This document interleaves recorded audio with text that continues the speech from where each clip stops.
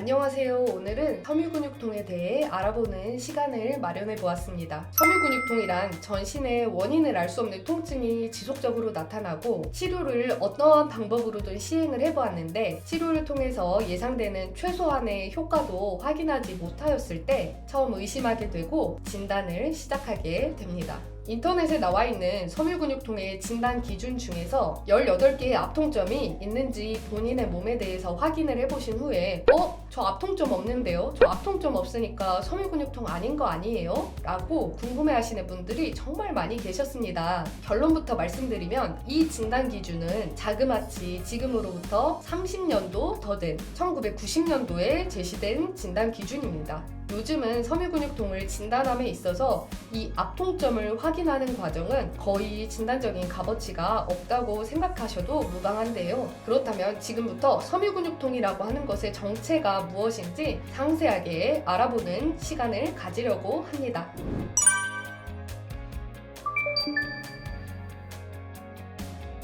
정답은 X입니다. 전신이 너무너무 아파서 내원하시는 분들께 사실은 이렇게 단호하게 말씀드리는 게 조금 조심스럽고 죄송한 마음이 드는 것도 사실인데요. 그렇지만 애석하게도 섬유근육통은 전신에 퍼진 통증이 자그마치 3개월 이상 지속되었을 때 진단할 수가 있습니다.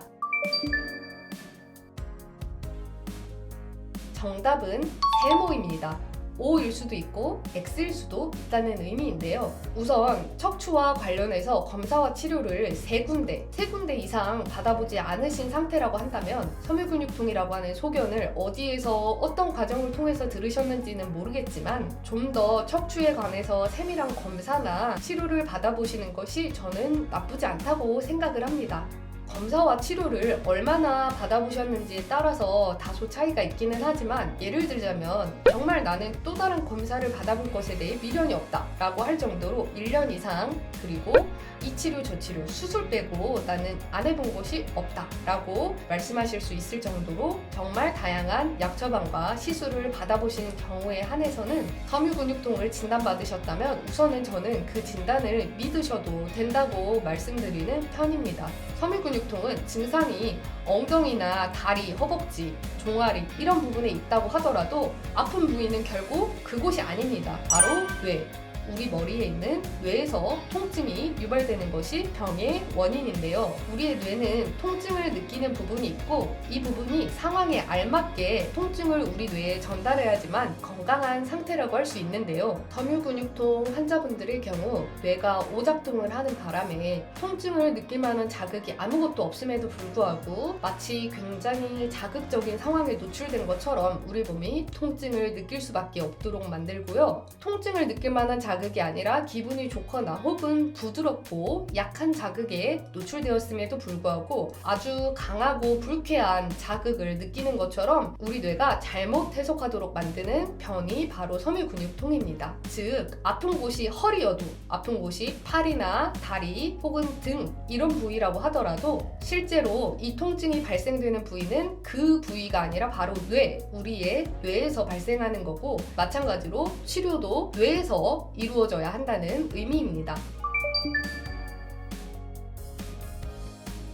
정답은 세모입니다. 맞을 수도 있고 틀릴 수도 있는데요. 2010년에 나온 섬유근육통 진단 기준을 자세히 살펴보시면 증상의 그 느낌이 어떠한가 이 부분은 크게 중요한 것은 아닙니다. 왜냐면 통증의 느낌이 어떠한가는 사람마다 상당히 주관적이어서 그 표현이 달라질 수 있기 때문입니다. 찌릿찌릿하건 저릿저릿하건 화끈화끈하건 화하건 그것은 별로 중요한 것이 아닙니다. 다만 조조광직과 부종 이 부분은 굉장히 중요한 것이 사실인데요. 그러니까 아침에 일어났을 때 관절 부분이 뻣뻣하고 뻐근하고 이것이 풀어지려면 시간이 상당히 오래 걸리는 부분 이것이 중요한데요. 섬유근육통 환자분들에게는 흔한 현상이지만 말초신경병증 환자분들에게는 초기부터 흔하기가 어려운 증상이기 때문입니다. 또 한 가지는 피로감도 굉장히 중요한데요. 이 피로감이라고 하는 것은 가벼운 정도가 아니라 내가 하고 있는 이런 일이나 이런 것들에 집중하기가 어렵고 도저히 일상생활을 지속 계속해 나가는 것이 어렵다라고 느껴지는 정도의 극심한 피로감을 의미합니다. 이러한 심한 피로감 증상도 섬유근육통 환자분들에게는 초기부터 흔하게 나타날 수 있지만 말초신경병증 환자분들에게는 아주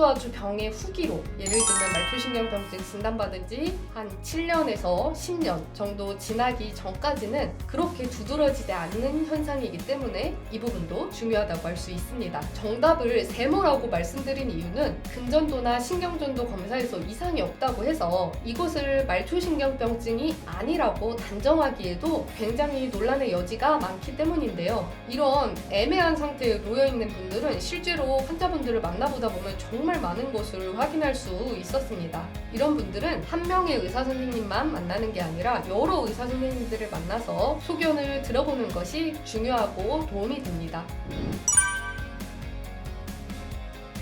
정말 힘드시겠지만 열심히 최선을 다해서 찰떡같이 그나마 내 몸에 잘 맞는 약을 부디 찾으실 필요가 있습니다. 아주 안 아프고 정말 섬유근육통이라고 하는 것이 완치됐다라고 일컬을 만한 정도의 통증약을 찾자는 의미가 아닙니다. 어느 정도만 돼도 되냐면, 그래, 내가 이렇게 아프긴 하지만 내가 하고 싶은 거 다 할 수 있고 내 일상생활을 제대로 내가 유지할 수가 있고 이 정도면 그래, 내가 견디고 생활할 만해 라고 하는 수준으로 만들어질 수 있는 그런 약이 반드시 맞는 것이 있기 마련입니다. 이 약을 찾는 것이 다른 그 무엇보다 첫 번째 중요한 문제입니다. 저는 저희 한의원에서 섬유근육통으로 진단받으신 분들, 아니면은 진단은 아직 받지 않았지만 섬유근육통이 의심되는 분들에게는 뇌기능의 이상으로 인해서 감각 과민이 발생한 것을 억제하기 위한 목적으로 약을 처방하는 편입니다. 그런 약이 뭔지 궁금해하실 수 있는데요. 예를 들면 뇌출혈이나 뇌경색 같은 병이 뇌에 발병했을 때 그 후유증으로 뇌 부위에 감각 과민이 발생해서 편마비가 일어났거나 혹은 외관상으로 마비가 보이지는 않지만 편측에 극심하게 통증을 호소하시는 분들이 계신데요. 이런 분들을 치료하는 것과 비슷한 패턴으로 하여서 섬유근육통 환자분들께 통증을 조절하기 위한 목적으로 약을 처방하고 증상을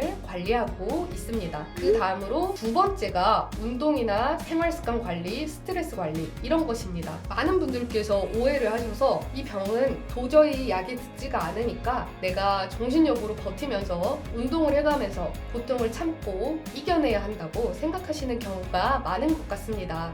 그 고통스러운 과정을 성공하신 분들의 사례도 분명히 있고 이분들은 정말 존경받아 마땅한 것이 사실인 정도입니다. 그렇지만 이제 막 통증이 번지기 시작한 분들, 아니면 한동안 잠잠하다가 통증이 극심해지기 시작했다라고 하는 분들에게 막연하게 정신력으로 마음을 바로 세워서 알아서 통증을 조절할 수 있도록 참으시고 인내하시고 운동으로 관리하실 것을 권하는 게 도저히 저는 옳은 방법이라고 생각이 들지가 않습니다. 통증이 어느 정도 제어가 되기는 해야 합니다. 통증이 제어가 되어야 건강한 생각, 건강한 사고, 그리고 거기에서 긍정적인 감정이나 생각, 긍정적인 마음을 먹는 것이 그때부터가 가능하다고 저는 생각이 듭니다. 그 바탕에서, 그러니까 통증이 약으로서 어느 정도 조절이 되고 내가 긍정적으로 생각하고 자꾸 몸을 움직이려고 하고 활동하려고 하고 이런 과정을 통해야만이 긍정적인 시너지 효과가 나서 섬유근육통이 어느 정도 관리할 수 있는 수준으로 줄어들 수 있다고 생각이 됩니다.